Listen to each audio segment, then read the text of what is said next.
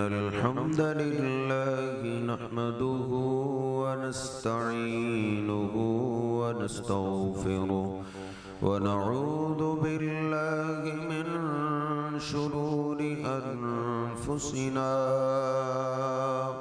ومن سيئات أعمالنا من يهده الله فلا مضل له ومن يضلله فلا هادي له أشهد أن لا إله إلا الله وحده لا شريك له وأشهد أن محمدا عبده ورسوله اللهم صل على محمد وأزواجه وذريته كما صليت على آل إبراهيم وبارك على محمد وأزواجه وذريته كما باركت على إبراهيم إنك حميد مجيد رب اشرح لي صدري ويسر لي أمري واحلل عقدة من لساني يفقه قولي رب زدني علما سبحانك لا علم لنا إلا ما علمتنا إنك أنت العليم الحكيم أما بعد فإن خير الحديث كتاب الله وخير الهدي هدي محمد صلى الله عليه وسلم وشر الأمور محدثاتها وكل محدثة بدعة وكل بدعة ضلالة وكل ضلالة في النار أعوذ بالله السميع العليم من الشيطان الرجيم من همزه ونفخه ونفسه بسم الله الرحمن الرحيم يا أيها الذين آمنوا اتقوا الله حق تقاته ولا تموتن إلا وأنتم مسلمون يا أيها الناس اتقوا ربكم الذي خلقكم من نفس واحدة وخلق منها زوجها وبث منهما رجالا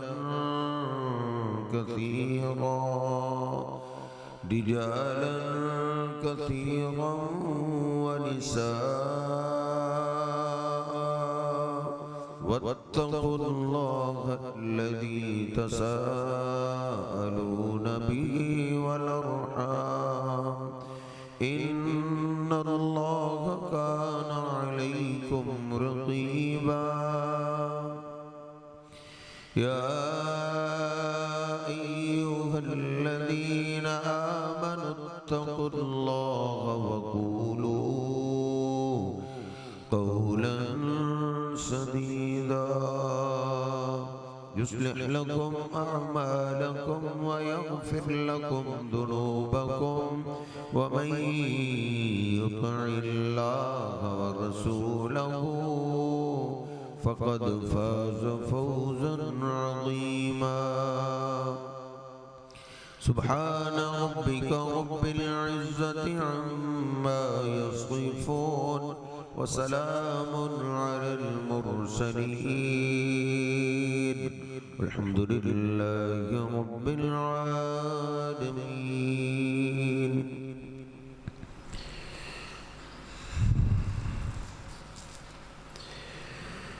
बुखारी शरीफ में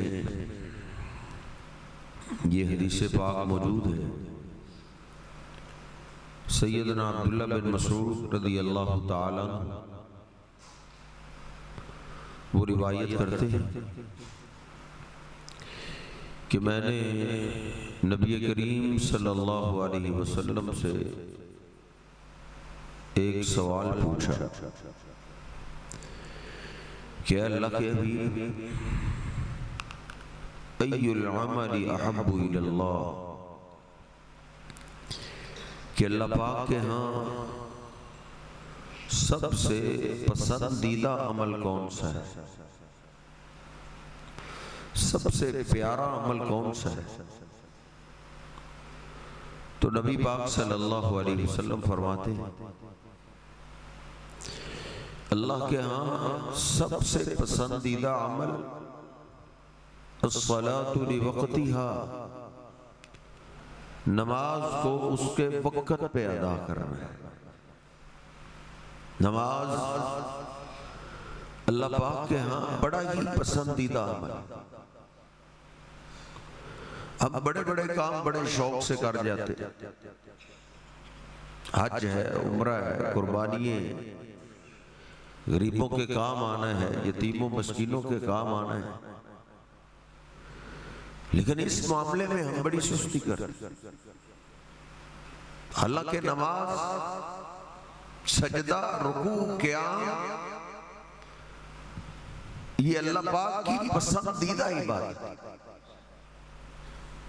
नमाजी आदमी अल्लाह को इतना पसंद है, इतना प्यारा है कि नबी पाक सल्लल्लाहु अलैहि वसल्लम इरशाद फरमाते हैं जो आदमी नमाज के इरादे से हाथ धोता है तो अल्लाह पाक हाथों को गुनाहों से पाक कर देता है। कुल्ली करता है तो ज़बान के गुनाह झड़ जाते, चेहरा धोता है तो आंखें भी गुनाहों से पाक हो जाती। हत्ता के नबी पाक सल्लल्लाहु अलैहि वसल्लम फरमाते हत्ता तखरुजा खतायाहु मिन तहति अज़फारिही, अगर इसका कोई गुनाह नाखन के नीचे भी छुपा हुआ हो, वुजू करने से अल्लाह वो भी माफ कर देता है। अभी इसने नमाज नहीं पढ़ी, अभी तो मेरे साहब इसने नमाज का इरादा किया, अभी तक इसने सजदा नहीं किया, रुकू नहीं किया, क़याम नहीं किया, अभी तैयारी कर रहा है। तैयारी में ये अल्लाह के इतना करीब चला जाता है। नबी पाक सल्लल्लाहु अलैहि वसल्लम फरमाते हैं वुजू के बाद एक बार अगर ये कलमा शहादत पढ़ देता है फुतिहत लहू अबवाबुल जन्नतिस समानिया, अल्लाह इसके इस्तकबाल के लिए जन्नत के 8 दरवाजे खोल देते, जन्नत के 8 दरवाजे खुले। हालांकि कई बदनसीब ऐसे होते हैं जिनकी रूह को लेकर जब फरिश्ते आसमान की तरफ जाते हैं तो उनके लिए आसमानों के दरवाजे नहीं खोले, ऊपर से आवाज आती है ये इस काबिल नहीं है कि इसके लिए आसमानों के दरवाजे खोले, लेकिन मैं उसकी अजमत को सलाम पेश करता हूं जिसके इस्तकबाल के लिए सिर्फ आसमानों के नहीं अल्लाह पाक जन्नत के 8 दरवाजे खुला देता। और इस हदीस पाक को आप गहराई से सोचिए, अगर ईशा के वुजू के वक्त कलमा शहादत पढ़ लिया, फजर से पहले मौत आ गई तो रूह के इस्तकबाल के लिए जन्नत के 8 दरवाजे खुले।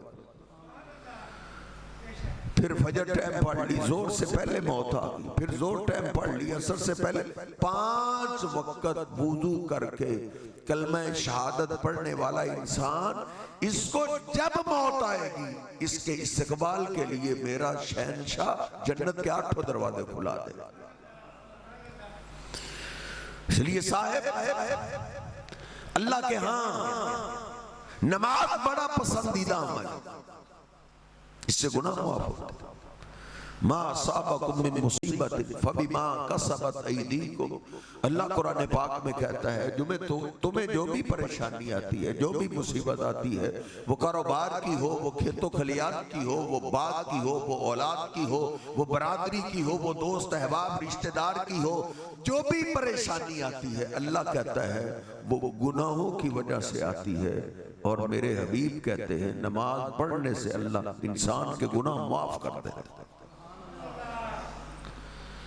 बुखारी शरीफ में मैंने पढ़ा है नबी पाक सल्लल्लाहु अलैहि वसल्लम नमाज के लिए अपने घर से निकलना चाह रहे हैं। नमाज का टाइम है, साहबा इंतजार, आप बाहर तशरीफ लाए, एक सहाबी करीब हो, अर्ज करता है कि मालैया हद्दन या रसूल अल्लाह, अल्लाह के रसूल मुझसे गलती हो गई, मुझसे गुनाह हो गया, मेरी जो सजा बनती है मुझे आज सजा दो, क़यामत के दिन की कब्र की सजा वो बर्दाश्त नहीं है, दुनिया में मुझे सजा दो। वो इजहार करता आ रहा है, नबी पाक सल्लल्लाहु अलैहि वसल्लम चलते आ रहे, आप मुसल्ले पे आ गए, सैयदना बिलाल ने तकबीर कही, आपने नमाज पढ़ाई,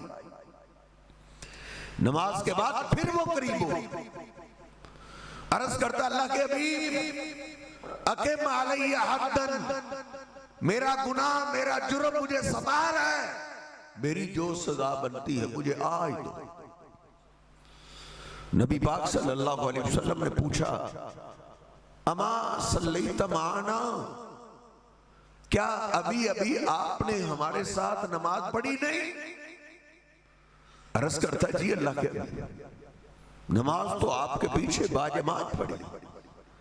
तो मेरे हबीब अलैहिस्सलाम क्या फरमाते, कद गफर अल्लाहु लका ज़म्बका, तेरा जो भी गुनाह था अल्लाह ने नमाज से ही माफ कर दिया।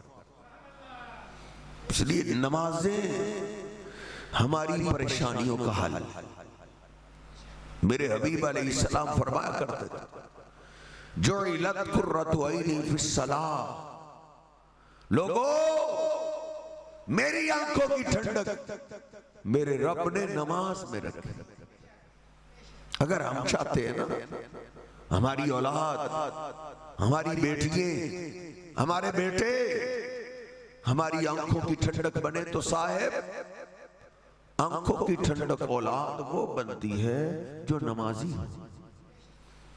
सबसे ज्यादा फिक्र अपने बेटों की नमाज की कीजिए, अपनी बेटियों की नमाज की कीजिए। बेहयाई का फ्लड आ चुका है, यहूद और नसारा ने बेहयाई के मौके हमारे बेटों के लिए, हमारी बेटियों के लिए बिल्कुल आसान कर दिया। इससे नलामती दिखाई दे रही है, तो साहेब उसके लिए सबसे ज्यादा सख्ती की जरूरत है नमाज पे। अपने बेटे को नमाजी बनाइए। नबी पाक सल्लल्लाहु अलैहि वसल्लम से आला अखलाक वाला कायनात में कोई नहीं है। आपने बच्चों पे सख्ती की कोई इजाजत नहीं, लेकिन सिर्फ एक मामला है, एक मामला जिसमें मेरे हबीब ने नरमी की इजाजत दी। आप फरमाते बुरू औलादकुम बिस्सलाह वहुम अबनाउ सब'i सिनीन, जब तुम्हारे बेटे की बेटी की उम्र 7 साल की हो जाए, 7 साल उम्र हो गई, तो अब अपने बेटे को नमाज सिखाइए, अपनी बेटी को नमाज सिखाइए। हर नमाज पे अपने बेटे को उंगली से पकड़ के मस्जिद में लेके आए। काम काज के लिए निकले हो, शाम को घर आओ, सबसे पहला सवाल होना चाहिए मेरे बेटे ने आज नमाजें पढ़ी, मेरी बेटी ने आज नमाजें पढ़ी। मस्जिद के कारी साहब से पूछिए क्या मेरा बेटा नमाज के लिए मस्जिद में आता है? 3 साल तक ये ड्यूटी अदा करे, एक बाप एक मां। और ये मेरे हबीब अलैहिस्सलाम ने ड्यूटी लगाई 3 साल। और नौजवान 3 साल और मां बाप की जमात, मां बाप की ड्यूटी मेरे पैगंबर ने 3 साल लगाई है। 3 साल अपने बेटे पे, अपनी बेटी पे नमाज की कड़ी निगाह रख। अब तेरे बेटे की उम्र, बेटी की उम्र 10 साल की हो। 3 साल ड्यूटी मौलवी साहब, इतनी लंबी ड्यूटी कौन दे? दुनियादारों ने हमारी ड्यूटी 13 साल लगाई। 13 साल 13 साल लगाता है बाप, 13 साल लगाती है मां। कभी स्कूल छोड़ने जा रहे हैं, कभी लेने जा रहे हैं, कभी ट्यूशन छोड़ने जा रहे हैं, कभी लेने जा रहे हैं, लगी हुई।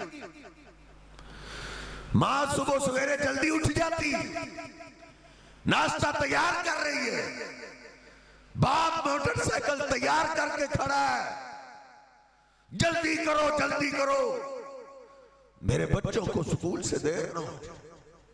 13 साल ये ड्यूटी अदा करते रहे। 13 साल के बाद क्या मिला? मैट्रिक का एक गत्ता। साहेब, तेरे मुल्क में तो अब एमए की डिग्री की औकात नहीं रही, उसकी वैल्यू नहीं रही। तूने मैट्रिक के एक गत्ते के लिए अपनी औलाद को भी खपाया, अपने भी 13 साल लगा दिए, और तू गत्ता हासिल करके फिरता है गली गली। लेकिन मेरे और तेरे पीरो मुर्शिद जनाबे मोहम्मद रसूलुल्लाह सल्लल्लाहु अलैहि वसल्लम ने तुझसे 3 साल की ड्यूटी ली है। अगर तू चाहता है तेरे बेटे, तेरी बेटियां, तेरी आंखों की ठंडक बढ़े, इन 3 साल में कोताही मत कर। और फिर मेरे हबीब फरमाते हैं, वज़रिबूहुम अलैहा वहुम अबनाउ अशर सिनीन। अब तेरे बेटे की उम्र, अब तेरी बेटी की उम्र 10 साल की हो गई, तो मेरे हबीब फरमाते हैं, अब अगर बेटा बेटी नमाज में सुस्ती करें तो इनको मार। वज़रिबूहुम, अब नरमी ना कर। आज अपने बेटे को नमाज की सुस्ती पे मार ले। अगर आज नहीं ना मारेगा तो जब ये बड़ा हो जाएगा तो ये तुझे मारेगा। ये फिर तेरी आंखों की ठंडक नहीं रहे। आज इसको मार ले। आंखों के डॉक्टर दीपालपुर के अंजम साहब वो बता रहे थे कि कारी साहब, एक बुजुर्ग मेरे पास आया अपनी आंखें दिखाने के लिए। उनकी आंख सारी रेड थी। मेरी आदत है मरीज से पूछता हूं क्या हुआ, क्या मसला बना। मैंने उनसे भी पूछा कि बुजुर्गों आपकी आंख को क्या हुआ है? ये तो सारी रेड है, सुर्ख है। कहते मैंने पूछा तो उस बूढ़े से बोला नहीं, उसकी आंखों में आंसू आ, खून उतरा। उसने कहा डॉक्टर साहब मैं तुम्हें क्या बताऊं, आज मुझे बड़े बेटे ने थप्पड़ मारा है, इसकी वजह से मेरी आंख सुर्ख। मेरे हबीब अलैहिस्सलातु वस्सलाम मेरे तेरे बचपने के लिए भी रहमत है, मेरी तेरी जवानी के लिए भी रहमत है। अरे साहेब मेरे तेरे बुढ़ापे के लिए मेरे महबूब पैगंबर रहमत है। वज़रिबूहुम अलैहा वहुम अबनाउ अशर सिनीन। मैं स्कूल की डिग्रियों की मुखालफत नहीं कर रहा, पढ़ा इनको, डॉक्टर बना, प्रोफेसर बना, इंजीनियर बना, लेकिन अल्लाह के लिए मस्जिदों से, अल्लाह के घरों से अपनी औलाद को दूर न कर। यहां से नूरी इल्म की शुआएं फूटती हैं। ये नूरी इल्म तेरे बेटे के दिल में जाता है, दिल पे असर करता है। ये नूरी इल्म इससे आपकी औलाद का अंदर रोशन होता है साहब। अगर ये नूरी इल्म ना हो, जितनी मर्जी डिग्रियां ले जाए, अंदर काला ही रहता है, फिर अंदर नूर नहीं आता। फिर जिसका अंदर काला हो उसके दिल में बाप का एहसास नहीं होता, मां का एहसास नहीं होता। मां बाप का एहसास उसी दिल में होता है जिस दिल में नूर होता है, नूर। और इधर वो मुझे बूढ़े की बात नहीं भूलती जो सड़क पे बैठा भीख मांग रहा था। किसी ने उसको पहचान लिया कि ये तो फलां है। उसने मीडिया को बुला लिया। मीडिया वाला आया, उसने पूछा, बुजुर्गो क्या कर रहे हो? सड़क पे बैठे भीख मांग रहे हो। तुम्हारा कोई बेटा नहीं? तुम्हारा कोई बड़ा बेटा नहीं जो तुम्हारे खर्चे का ख्याल रखे? बस उसका नाम ही ले रहे। बुजुर्गों से कहां बोलना जाता, रोने लगे। उन्होंने कहा क्यों नहीं? मेरा एक बेटा तो डॉक्टर है, लाखों रुपया कमाता है, लेकिन अपने बाप के खर्चे का ख्याल नहीं रखता। साहब, उसका बेटा कोई डॉक्टर आसमान से बन के नहीं उतरा। जिस तरह हम आज अपने बच्चों को महंगे स्कूलों में दाखिल करवाते हुए नियत करते, बेटा मैंने डॉक्टर बनाना है, जितनी दौलत लगी मैं लगाऊंगा, जो कुछ बेचना पड़ा मैं बेच दूंगा, मैं तुझे डॉक्टर बनाऊंगा। लेकिन उसने अल्लाह के घर का चेहरा नहीं दिखाया, अल्लाह के घर का दरवाजे पे नहीं लेके आया, नमाजी नहीं बनाया। उसके दिल में एक ही थी, डॉक्टर बनेगा, लाखों रुपया कमाएगा। जब लाखों रुपए मेरे बेटे के पास आएंगे तो मेरा बेटा मेरी आंखों की ठंडक बनेगा। लेकिन साहेब, ये माँ बाप की भूल है, ये माँ बाप के साथ हाथ हो रहा है, ये शैतान धोखा दे रहा है। औलाद सिर्फ वो माँ बाप की आंखों की ठंडक बनती है जो नमाजी होती है। जो कुर्रतु ऐनी फिस्सलाह, ये जमीन फट सकती है, आसमान टुकड़े टुकड़े हो सकता है, सितारे गिर सकते हैं, सूरज पे नूर हो सकता है, लेकिन मेरे और आपके पीरो मुर्शिद जनाब मोहम्मद रसूलुल्लाह सल्लल्लाहु अलैहि वसल्लम की ज़बान पाक की निकली हुई बात गलत नहीं हो सकती। जो आंखों की ठंडक नमाज है। अपनी औलाद की नमाज की फिक्र कीजिए। नबी पाक सल्लल्लाहु अलैहि वसल्लम सहाबा पे सबसे ज्यादा सख्ती नमाज की करते थे, सबसे ज्यादा सख्ती, इतनी और कोई सख्ती नहीं थी। बच्चों पे भी सबसे ज्यादा सख्ती नमाज की होती थी, नमाज की। कुतुबे हदीस खोल के देखिए, नबी पाक सल्लल्लाहु अलैहि वसल्लम के जमाने में जितनी सफ़ें मर्दों की होती थी उतनी सफ़ें पीछे बच्चों की होती थी। नन्हे नन्हे बच्चे वो सफ़ों में आके फजर की नमाज भी, और फजर की नमाज भी मासूम नन्हे बच्चे मस्जिद में आके बाजमात पढ़ा करते थे। नबी पाक सल्लल्लाहु अलैहि वसल्लम ने सहाबा पे, उनकी औलादों पे ये सख्ती की, वो फिर अपनी औलादों की आंखों की ठंडक बने। एक बाप की मुझे बात याद आई। उसने सफों में देखा जमात खड़ी हो रही है और मस्जिद में मेरा बेटा नहीं, सहाबी रसूल बदरी से आप बदर में शरीक होने वाले परेशान हो कि मेरा बेटा तकबीर उल्ला के साथ आज नहीं मिला। उन्होंने नमाज पढ़ी बड़ी मुश्किल से। नमाज के बाद फिर नजर दौड़ा, बेटा नजर आया, उसको बुला लिया, बेटा तुमने नमाज जमात के साथ नहीं पढ़ी। अर्ज करता, बाबा मैंने नमाज जमात के साथ पढ़ी। कहा नहीं बेटे, मैंने तुझे देखा था बाबा, पहली रकत में मिल गया था, मेरी कोई रकत नहीं रही, थोड़ी सी देर हुई है, बस तकबीरे उल्ला रहे, इमाम की पहली अल्लाहु अकबर के बाद आया। फिर डांटने लगे, बेटा तुम कितनी जुर्रत से कह रहे हो कि मैंने जमात से पढ़ी, ऐसे तो तेरी तकबीरें उल्ला रही है, कल रकत रहेगी, फिर जमात रह जाएगी। इतना कोसा, इतना डांटा कि बेटे की आंखों में आंसू आ गए। बाप भी रो पड़ा। कहा मेरे बेटे, अगर मेरे 100 ऊंट मर जाते मुझे इतना दुख नहीं होना था जितना तेरे देर से आने से मुझे दुख हो रहा।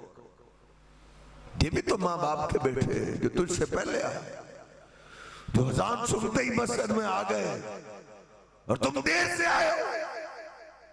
सहाबा इकराम अपनी औलादों पे भी नमाज की इतनी सख्ती किया करते थे साहब,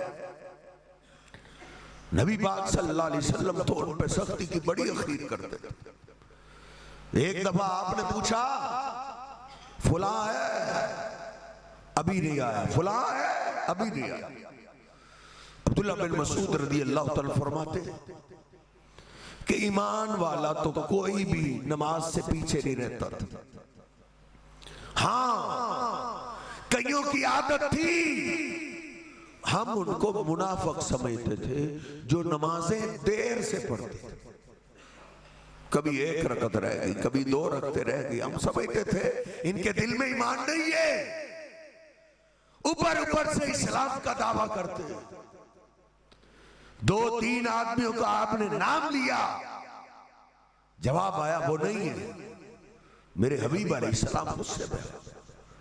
आपने फरमाया मेरा दिल चाहता है मुसल्ले पे किसी और को खड़ा करूं, फिर जाऊं इनके घरों में, फौहर्रिका अलैहिम बुयूतहुम, इनके घरों में जाके इनके घरों को आग लगा।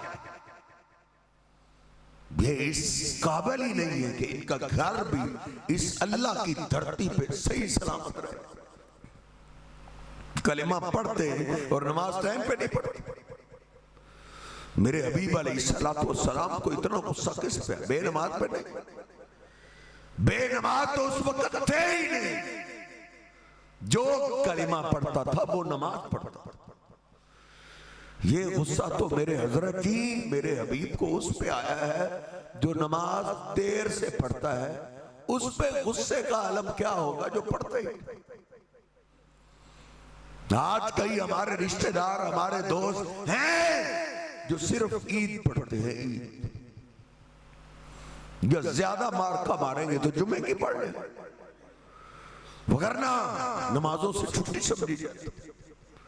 नबी पाक सल्लल्लाहु अलैहि वसल्लम ने सारी जिंदगी सख्ती की, सारी जिंदगी, और फिर भी जनाब अली पाक रज़ी अल्लाह तआला फरमाते हैं कान आखिरु कलाम रसूलिल्लाह सल्लल्लाहु अलैहि वसल्लम, जो मैंने अपने हबीब का आखिरी कलाम सुना है, आप यही कहते हुए जा रहे हैं अस्सला अस्सला वमा मलकत ईमानुकुम। अली, नमाजों का ख्याल रखना।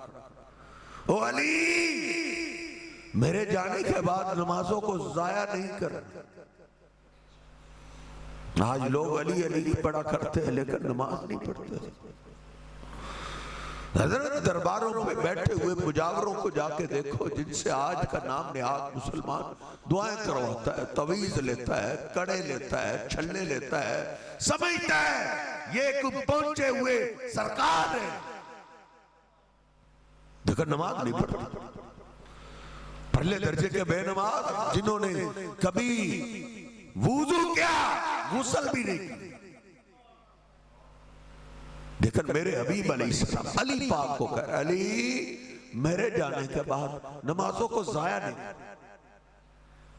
काना आखिरु कलामी, अली कहते हैं ये मेरे हबीब की आखिरी बस।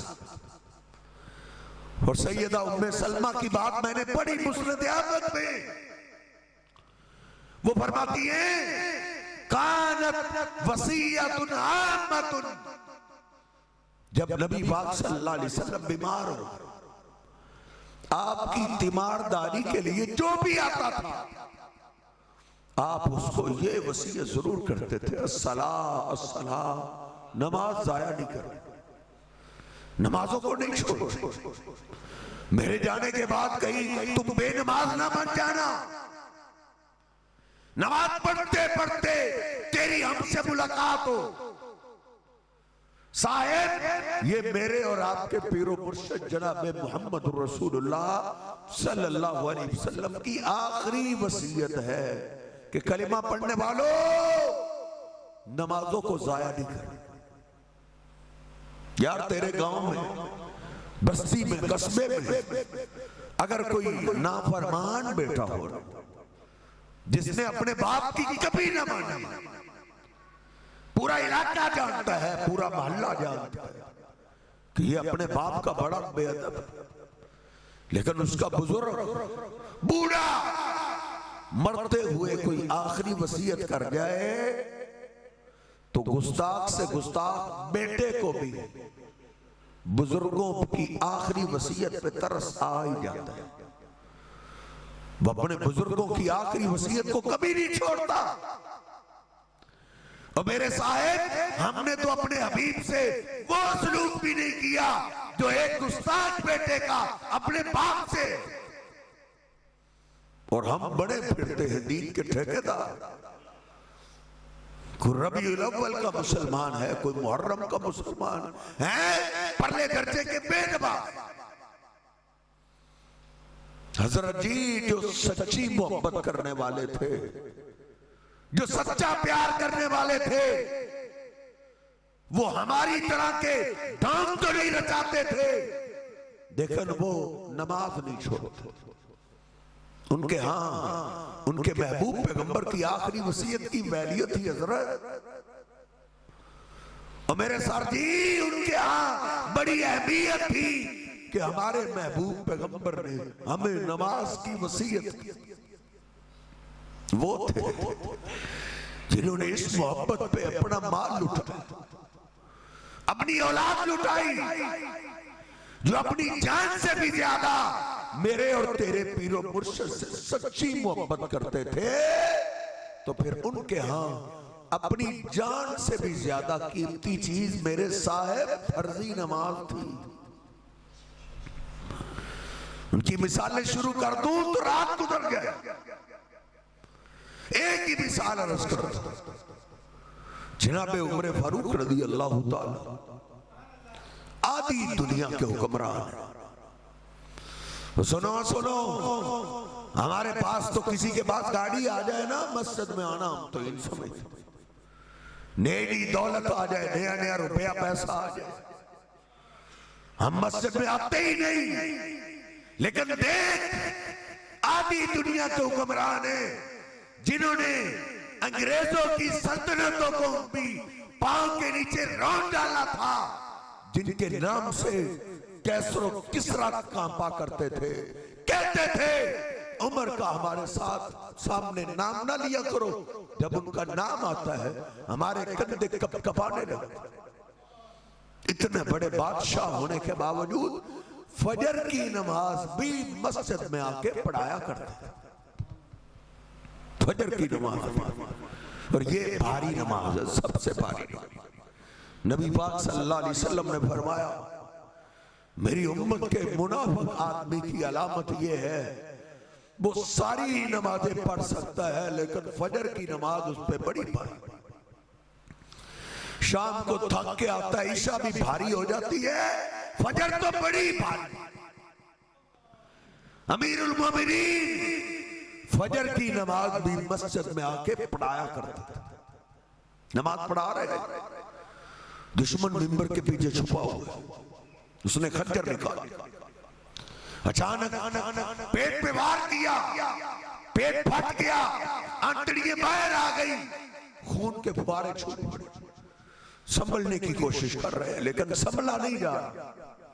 फाखज़ा बियदी अब्दुर्रहमान फक़द्दमहू, पीछे अब्दुर्रहमान खड़े हुए थे, उनके हाथ से पकड़ा, खींच के मुसल्ले पे खड़ा कर दिया। कहा अब्दुर्रहमान मेरी फिक्र छोड़ो, नमाज की फिक्र करो, मेरी जान उतनी कीमती नहीं है जितनी फर्जी नमाज कीमती है। वो गिरे हुए साहबा नमाज अदा कर, नमाज से फारग हुए, देखा खून इतना बह गया कि उमर फारूक रज़ी अल्लाह ताला नो कोमे में चले, उठा के घर ले जाए। काफी देर गुजर गई, होश में नहीं आ रहे। इनके एक दोस्त थे मिस्वर बिन बखरमा, उन्होंने कहा पीछे हटो, मुझे पता है अगर इनके जिस्म में कोई रमक बाकी हुई ना, होश में आ जाए। क्यों? मुझे पता है अमीरुल मोमिनीन को सबसे ज्यादा परेशान करने वाली कौन सी चीज, तुम पीछे होश में आ जाए। वो पीछे हटे, कान के करीब होके दोस्त ने सदा लगाई, अस्सला अस्सला या अमीरुल मोमिनीन। और डॉक्टरों, अमीरुल मोमिनीन को होश में लाने के लिए कोई मेडिसिन, कोई सिपरेट नहीं सुंघाया गया, बल्कि कान के करीब सदा लगाई, अस्सला या अमीरुल मोमिनीन। अमीरुल मोमिनीन आपकी नमाज चाह रहे, अमीरुल मोमिनीन सबने फजर की नमाज पढ़ ली, आपकी फजर की नमाज रहती है। जब नमाज की आवाज कानों में पड़ी, फौरन इस सर को हिलाते हुए उठ बैठे, कहने लगे हा हा हा हा ला हस्सा फिल इस्लाम मन ला सलात लहू। हाँ, नमाज ही तो है, जिसके पास नमाज नहीं उसके पास उसका कोई मजहब नहीं, कोई इस्लाम नहीं। पानी लेके आओ, पानी लाओ। कहा अमीरुल मोमिनीन आपने पानी का क्या कर रहा? कहा तुम सबने फजर की नमाज पढ़ ली है, उमर की अभी फजर की नमाज रहती है, पानी लेके आओ, कहीं नमाज के बगैर मुझे मौत ना आ जाए, नमाज के बगैर ही मेरी अल्लाह से मुलाकात ना हो। साथियों ने कहा अमीरुल मोमिनीन आप जख्मी हैं, तयम्मुम कर लीजिए। कहा नहीं, मेरे वुजू वाले अज़ा जख्मी नहीं, हो सकता है ये उमर की आखिरी नमाज हो, उमर आखिरी नमाज वुजू करके अदा करे।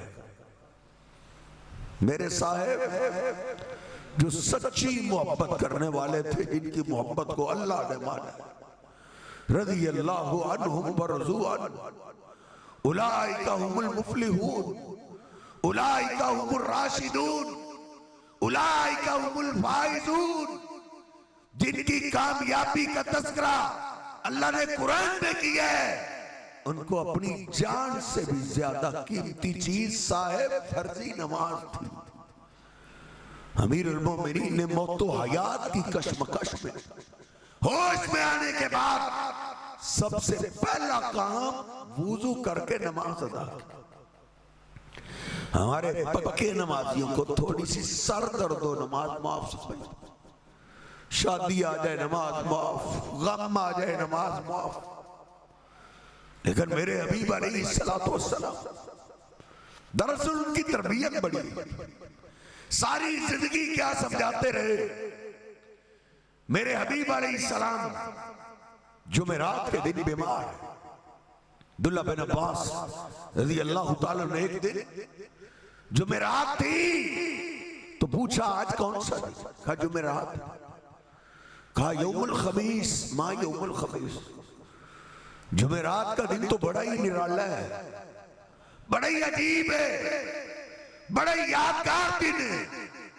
और फिर रोने बैठे, इतना रोए बुखारी शरीफ के औरात में आज भी मौजूद है। दाढ़ी तार हो गई, नीचे से पड़े हुए पत्थर भी तार हो गए।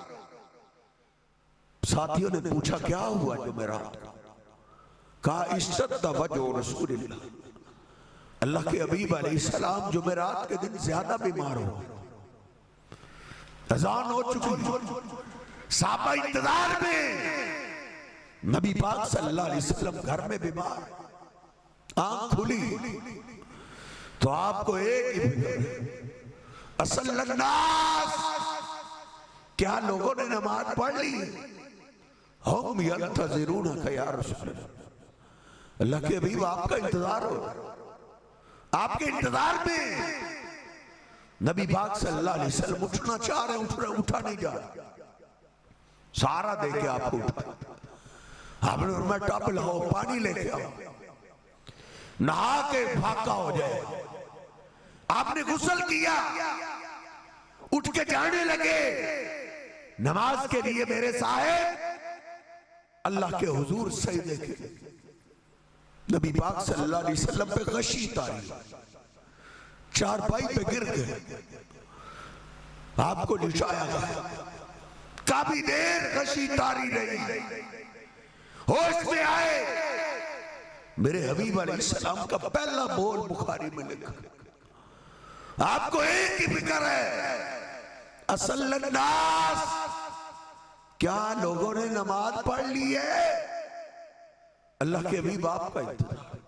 आप अपनी बेटी फातिमा से कितना प्यार करते, आपको फातिमा की फिक्र नहीं, आपको अपने बेटे हसनैन करीमैन की फिक्र नहीं, सबसे ज्यादा फिक्र आपको नमाज की है। मेरे साहिब तुझे से तंदुरुस्ती में नमाज की फिक्र नहीं।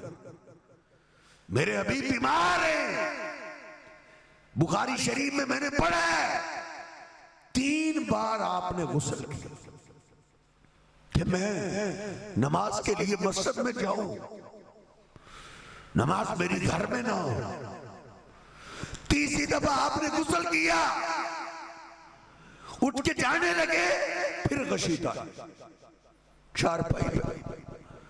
काफी देर के बाद होश आई तो फिर आप बोल कि 3 दफा कोशिश की है, अब जाने की सकत नहीं है। मुरू औलादकुम बिस्सलाम, मुरू अबा बकर फलयुसल्ली बिन्नास, बिलाल को कहो, अबू बकर को कहे वो नमाज पढ़े। जनाब सिद्दीक ने नमाज पढ़ा। मेरी अम्मी ऐशा रो कहती है, एक नमाज मैंने देखी, तकबीर हो रही है, सैयदना अब्बास और जनाब अली आपके पास तकबीर की आवाज सुनी, इजाजत चाहिए, अल्लाह के हबीब नमाज खड़ी हो। फवाजदा फी नफ्सिही खिफ़त, फवाजदा फी नफ्सिही खिफ़त, आपने अपनी तबीयत में फर्क महसूस किया। आपने कहा, अली और अब्बास मैं अब ठीक हूं, मुझे भी नमाज के लिए साथ ले। खड़े होना चाह रहे, लेकिन मेरे तेरे पीरो मुर्शिद से खड़ा नहीं हुआ। फिर आपने अब्बास के कंधे पे हाथ रखा, दूसरा हाथ जनाब अली पाक के कंधे पे रखा। आप नमाज के लिए मस्जिद में जा रहे हैं, कैसे? वरी जला हूं तखुतान, आपके पांव मुबारक जमीन पे खत खींच। इतनी नकाहत, इतनी कमजोरी के बावजूद मेरे और आपके पीरो मुर्शिद जनाब मोहम्मद रसूलुल्लाह सल्लल्लाहु अलैहि वसल्लम ने मेरे साहिब मस्जिद में जाके नमाज अदा की। जिन्होंने ये मंजर अपनी आंखों से देखा हुआ था, सोचा जा सकता है कि नमाज खड़ी हो जाए, अजान हो जाए और वो दुकान पे बैठा, अजान हो जाए और वो दोस्तों में बैठा रहे। इसलिए उनको अपनी जान से भी ज्यादा कीमती चीज मेरे साहिब फर्जी नमाज थी। लोग कहते हैं आंखें हैं तो जहान है, आंखें नहीं तो जहान ही नहीं। वो कहते थे नमाज है तो जहान है, नमाज नहीं तो जहान ही नहीं। अब्दुल्ला बिन अब्बास रज़ी अल्लाह ताला अन्हु जब बूढ़े हो गए, आंखों की बनाई कमजोर होने लगी। एक शागिर्द ने कहा, हमारे पास एक हकीम है, जो इलाज करता है, कामयाब इलाज। मेरा मशवरा है आप उनसे इलाज करवाएं, मुआयना करवाएं। चले गए, हकीम साहब ने आंखों का मुआयना किया, दवाई दी, मेडिसिन, और फिर हकीम साहब दवाई का तरीका बताने लगे और परहेज बताने लगे। कहने लगे आप ये दवाई इस्तेमाल करें, आंखें ठीक हो जाए, लेकिन इसके लिए परहेज जरूरी, झुकना नहीं, रुकू नहीं करना, सजदा नहीं करना, आंखों को पानी नहीं लगाना, बल्कि मेरा मशवरा ये है तदउस्सलात अय्यामन, चंद दिन के लिए आप नमाज छोड़ दें, चंद दिन में आपकी आंखें जवान हो जाए, फिर आप नमाज शुरू कर लें। अब्दुल्ला बिन अब्बास रो पड़े, उन्होंने रोते हुए दुआई वापस कर दी। कहा हकीम साहब ये दुआई मेडिसिन अपने पास रखे, वो मुझे आंखें नहीं चाहिए जिन आंखों की वजह से मेरी नमाज चली जाए। आंखें जाती हैं तो चली जाए, लेकिन मैं नमाज नहीं छोड़ सकता। इसलिए साहब सबसे कीमती हमारा मामला नमाज का है। अली पाक कहते हैं मेरे हबीब के आखिरी कलाम नमाज था, नमाज नमाज। तो मैं कह सकता हूं वो मेरे हबीब का कुछ नहीं लगता है जो नमाज नहीं पढ़ता। झंडियां लगाता है, चूने बखेरता है, नारे लगाता है, ये सारे काम आसान है हजरत जी। तो किसी को भी 1000 रुपया दे, वो सारा दिन तेरे नारे लगाए। फाबुद रब्बका हत्ता यातियकल यकीन, ये मोहब्बत एक दिन एक रात की नहीं है, ये मोहब्बत पूरे साल की है। फाबुद रब्बका हत्ता यातियकल यकीन, मौत तक इस मोहब्बत से ना कोई दिन खाली जाए ना कोई रात खाली जाए। शॉर्टकट रास्ता तलाश करने के लिए तो निकला, और माजरत के साथ वो मेरे अली का भी कुछ नहीं लगता जिसका ताल्लुक नमाज से। मेरे हबीब दुनिया से गए नमाज नमाज करते हुए, और जनाब अली पाक भी कूफे की गली में फजर की नमाज के लिए आ रहे हैं। दाईं तरफ दरवाजा आता है, दाईं जानब हो जाते, आवाज देते अस्सला अस्सला, देखो नमाज का टाइम हो गया, निकलो घरों से, बिस्तरे छोड़ दो, आ जाओ नमाज का। बाईं तरफ दरवाजा आता, तेज कदमों के साथ बाएं दरवाजे पे हो जाते, सदा लगाते अस्सला अस्सला। सारे रास्ते पे नमाजों की सदाएं लगा रहे, रास्ते में दुश्मन छुपा हुआ, उसने खंजर निकाला, वार किया, जनाब अली पाक रज़ी अल्लाह ताला अन्हु को शहीद कर दिया। मेरे पैगंबर दुनिया से गए नमाज करते हुए, मेरे अली पाक दुनिया से शहीद हुए, मेरे साहब नमाज करते हुए। आखिर कोई आम बात होगी, आम वजह होगी जिसकी वजह से नबी पाक सल्लल्लाहु अलैहि वसल्लम ने इतनी सख्ती कर दी कि नमाज नहीं छोड़ी। बैनल अब्दी वल कुफ्री व शिर्क तर्कुस सलाह, मेरे हबीब फरमाते काफर मुशरिक और मुसलमान के दरमियान फर्क करने वाली चीज नमाज। कैसे पता चलेगा ये मुसलमान? 5 अरकान तौहीद और रिसालत जब आपने इकरार कर लिया, इस्लाम में आ गए। ज़कात फसल होगी तो ज़कात दे, रमजान के रोजे साल के बाद, हज जिंदगी में एक बार, फिर इस्लाम की मुसलमान की एक अलामत बाकी है मेरे साहब, वो नमाज है। नमाज है तो मुसलमान, नमाज नहीं तो मेरे साहब इस्लाम खतरे में। नबी पाक सल्लल्लाहु अलैहि वसल्लम फरमाते, एक आदमी को मैंने देखा, एक फरिश्ते ने उसको कब्र में लिटाया और उसके हाथ में भारी भरकम पत्थर, वो उसके सर पे मारता है, उसके सर का कीमा हो जाता है। फिर वो पत्थर को उठाता है, अल्लाह उसके सर को फिर सही सलामत करता है। वो चीखता और चिल्लाता है, उसकी आवाज करीब के जानवर भी सुनते हैं। मेरे हबीब फरमाते लौला तदाफन लदऊतुल्लाह युस्मियकुम मिन अज़ाबिल कब्र। कई दफा दिल में ख्याल आया कि मैं अल्लाह से इल्तिजा कर दूं कि अल्लाह कब्र वाले की चीखों पुकार मेरे जिंदा उम्मतियों को सुना दे, ताकि इनको यकीन आ जाए। मेरे हबीब फरमाते फिर मैं डर गया, फिर मैंने ये दुआ नहीं की। अल्लाह के हबीब क्यों नहीं दुआ की?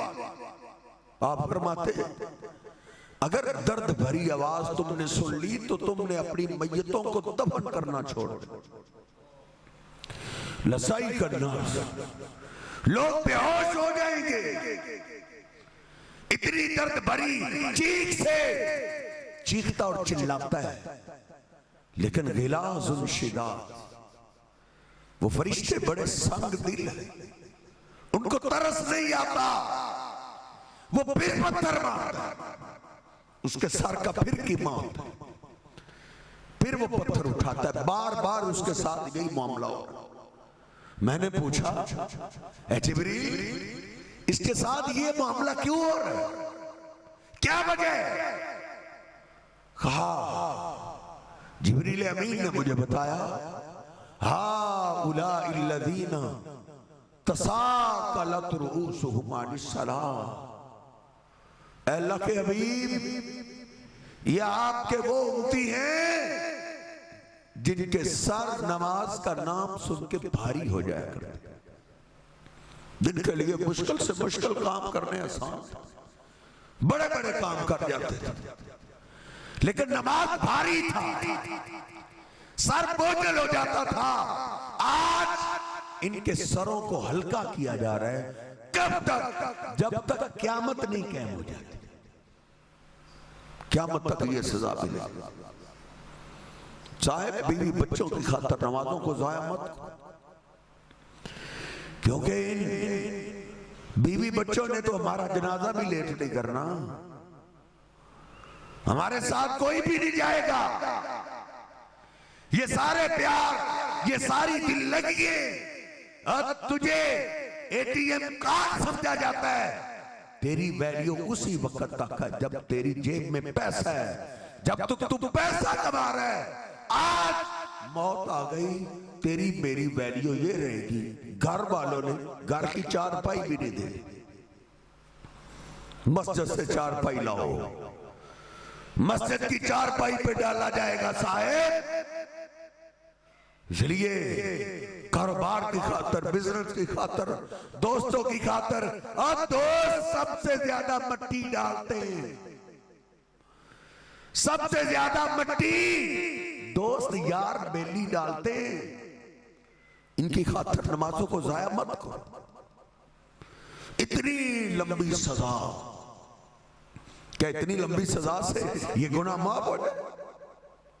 मेरे साहब को आम मसला था कि अल्लाह के हबीब सारी जिंदगी सख्ती करने के बावजूद दुनिया से जाते हुए भी कह रहे हैं नमाजों का ख्याल रखना। उनको कह रहे हैं जिन्होंने नमाज कभी छोड़ी नहीं, उनको आप कह, जिनकी घुट्टी में नमाज दे दी गई थी उनको आप वसीयत कर रहे नमाज नहीं छोड़ी, नमाज का ख्याल रखना। कोई आम मसला हो, मेरे हबीब अलैहिस्सलाम फरमाते हैं जब क़यामत के दिन कब्रें फटेगी, लोग अल्लाह की अदालत में जाएंगे। नबी पाक सल्लल्लाहु अलैहि वसल्लम फरमाते अव्वल मा युहासबु बिहिल अब्दु यौमल क़ियामति सलाह। जो कलिमा पढ़ने वाला अल्लाह की अदालत में जाएगा, सबसे पहला हिसाब नमाज का शुरू हो। अल्लाह कहेगा इसकी नमाज चेक, इसने नमाजें कितनी पढ़ी, नमाजों का इसने ख्याल रखा है। हालांकि नेकियों के बड़े अंबार, लेकिन अल्लाह पाक सबसे पहले नमाज का हिसाब ले। मेरे हबीब फरमाते हैं जो नमाज में पास हो गया, जिसकी नमाजें क्लियर निकली, नमाज में कामयाब हो गया, अल्लाह पाक उसकी जिंदगी के सारे गुनाह माफ करके उसको जन्नत में दाखिल कर दे। जिसने नमाज का ख्याल रखना उसने सारा ही ख्याल रखा। और इसके मुकाबले में दूसरा भी जो नमाज में फेल हो रहा, नेकियां और बड़ी गरीबों के काम आया, हर साल जलसा करवाता, हर साल कॉन्फ्रेंस से करवाता, उलमा को खाने खिलाता, गरीबों के काम आता, यतीमों के काम आता, बेवाओं के काम आता, लोगों के बड़ी इलाज, बड़े बड़े अमाल इसने। लेकिन अल्लाह का नहीं, सबसे पहले इसकी नमाज चेक करो, इसने नमाज पढ़ी है, अल्लाह बाकी सारी नेकी नमाज नहीं। मेरे हबीब फरमाते हैं अल्लाह पाक इसकी किसी नेकी की तरफ तवज्जो ही नहीं करे। ले जाओ ये नेकी इसने मेरे लिए नहीं की, यतीमों के काम आया, बेवाओं के काम आया, फ्री डिस्पेंसरी इसने चलाई, मौलवियों को चंदे इसने दिए, सब कुछ किया।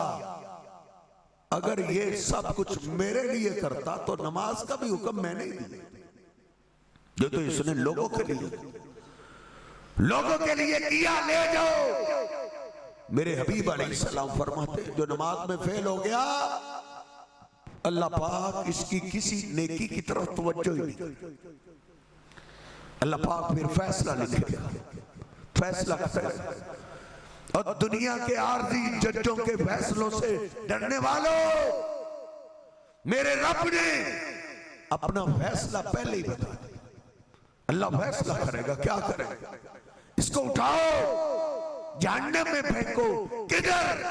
मां कारून व फिरौन, जहन्नम के जिस गड्ढे में फिरौन जल रहा है, बेनमाज को उधर फेंका जाए। अल्लाह के हबीब इसलिए जाते हुए भी वसीयत करके गए, नमाज नहीं ज़ाया करें। मैं जा रहा हूं अली, हसन हुसैन, बेटा फातिमा, फर्जी नमाज बिल्कुल ज़ाया नहीं कर। उसकी वजह ये थी फिरौन के साथ जा रहा है, इसके दोस्त, इसके रिश्तेदार, इसके मोहल्लेदार नमाजी, वो इसको जन्नत में तलाश कर रहे हैं। किधर गया हमारा रिश्तेदार, हमारा मसाया, हमारा मोहल्लेदार किधर है? रिसर्च कर रहे हैं, जन्नत की रिसर्च, रिजल्ट नो में, जन्नत में तो है, फिर जहन्नम की रिसर्च मारे। अल्लाह पाक वीडियो सामने कर दे, ये रहा तेरा रिश्तेदार, ये रहा तेरा दोस्त, जिसको तू जन्नत में तलाश कर रहा है, ये तो जहन्नम में डर रहा है। कुरान फिर जन्नती उससे लाइव वीडियो कॉल करे, और ये उस वक्त कुरान उतरा जब लाइव वीडियो क्या, ऑडियो कॉल का भी तसव्वुर नहीं था। उस वक्त अल्लाह ने कुरान में उतारा, फी जन्नाती यतसालून अनिल मुजरिमीन मा सलककुम फी सकर। जन्नती लोग जन्नत में बैठ के बात करेंगे, जन्नत में बैठ के लाइव कॉल करेंगे। अनिल मुजरिमीन, मुजरिम, जहन्नम में जलने वालों क्या कहेंगे? मां सलककुम फी सकर, और तुम्हें जहन्नम में कौन सी चीज ले? तुम तो जद्दी पुश्ती मुसलमान, मेरा बाप मुसलमान, मेरा दादा मुसलमान, हम हिंदुस्तान के मुसलमान, जद्दी पुश्ती मुसलमान, फलां दादे ने फलां मस्जिद बनाई, बाप ने फलां मस्जिद बनाई, तुम आज भी कैसे आते? पहला जवाब वो क्या दिया? कुरान कहेंगे लम नकु मिनल मुसल्लीन, हम दुनिया में नमाज नहीं पढ़ा करते, तुम पक्के नमाजी, हम पक्के बेनमाज थे। वलम नकु नुतिमुल मिस्कीन, और हम गरीबों को खाना भी नहीं खिलाते थे। और आगे रोते चीखते चिल्लाते हुए सीधी बात, आगे वाली बात क्या? मुझे लगता है जैसे अल्लाह ने ये पाकिस्तानियों का नक्शा पेश किया। चीखते चिल्लाते हुए कहेंगे कुन्ना नखूज़ु मअल खाइज़ीन। हमने दुनिया में नमाज कहां से पढ़नी थी, हम तो दुनिया में नमाजियों का मजाक उड़ाया करते। हम नमाजियों को पागल समझते, हम नमाजियों को बेवकूफ समझते। हमारी दुनिया में दुश्मनी मस्जिद से मस्जिद वालों के साथ।